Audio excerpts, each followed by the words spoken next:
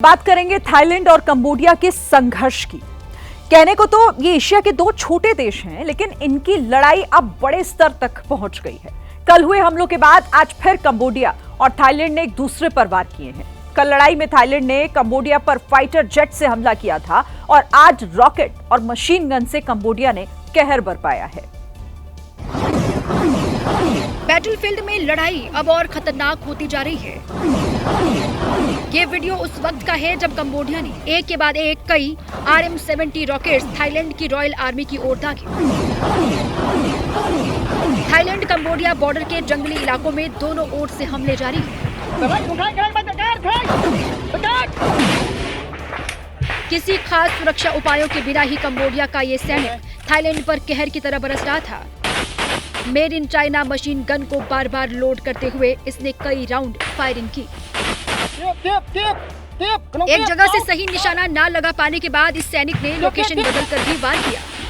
दूसरी तरफ से गोलियां चलने के बावजूद इसकी आंखों में डर नाम की कोई चीज नहीं दिखी। कंबोडिया की इसी आक्रामक युद्ध नीति की वजह से थाईलैंड में 14 लोगों की मौत हो गई है, जिनमें से 13 आम नागरिक थे। थाईलैंड ने भी अपने नागरिकों की मौत का बदला लेते हुए कंबोडिया को बड़ी चोट पहुंचाई। थाईलैंड की आर्मी ने कंबोडिया के हथियार डिपो की ओर अपने ड्रोन भेजे। उन ड्रोन्स ने एक एक कर कई हमले किए, जिसमें कंबोडिया के हथियारों का बड़ा हिस्सा नष्ट हो गया। बॉर्डर एरिया में हथियार डिपो की कई बिल्डिंगों को ड्रोन ने खत्म कर दिया। बॉर्डर एरिया के आसमान में रॉकेट देखे गए। नीले आसमान में बनी इन लाइनों का वीडियो उस वक्त रिकॉर्ड हुआ जब रॉकेट्स दागे जा रहे थे। लड़ाई में किसी की भी जीत हो, लेकिन बॉर्डर पर रहने वाले लोगों के हिस्से हार ही आती है। कंबोडिया से जारी लड़ाई में थाईलैंड के 1,38,000 लोगों को घर छोड़ना पड़ा। जिस थाईलैंड में दुनिया भर में लोग घूमने जाते हैं, वहां पर अब जंग जैसे हालात हो गए हैं।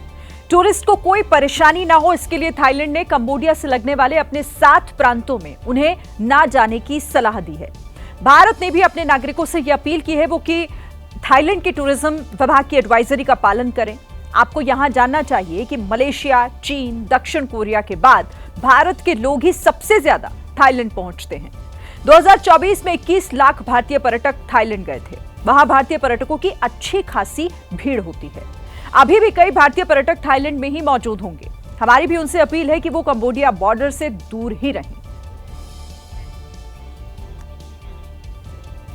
देखिए, आप भी अक्सर एटीएम से पैसे निकालते होंगे और कई बार ऐसा होता है कि पैसे निकालते वक्त एटीएम कार्ड फंस भी जाता होगा। लेकिन अगली बार आपके साथ कुछ ऐसा हो जाए तो जरा सावधान हो जाइए, क्योंकि नर्मदापुरम में अंतर्राज्यीय गिरोह के बदमाशों ने एटीएम से 25,000 की नकदी निकाल ली। सीसीटीवी में दिखाई दिया कि पिपरिया इलाके के इस एटीएम में कुछ बदमाश घुसते हैं और कार्ड को मशीन के अंदर डालकर कुछ चिपकाने की कोशिश कर रहे हैं।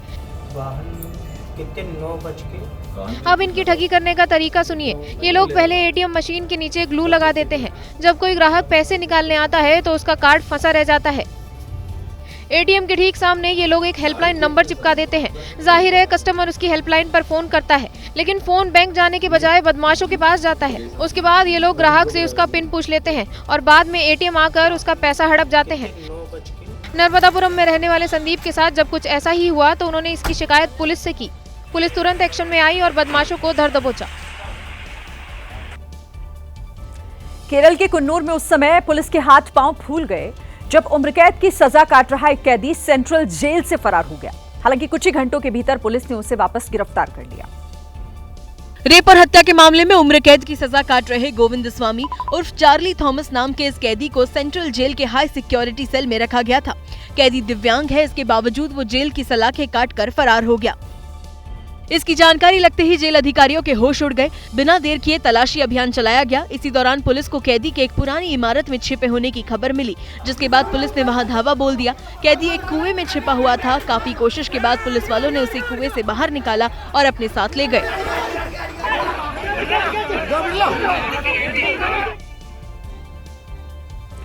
इधर आरा में बाढ़ पीड़ितों से मिलने पहुंचे सांसद पप्पू यादव बाल बाल बच गए। वो नदी किनारे कटाव होने से गिर गए।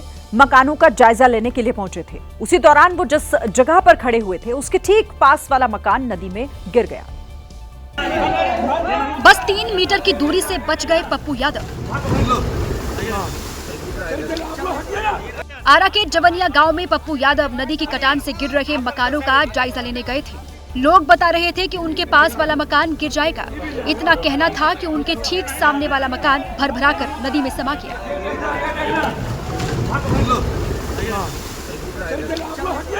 वो तो गनीमत रही कि पप्पू यादव और गांव वाले मकान से थोड़ा दूर थे, वरना बड़ा हादसा हो सकता था।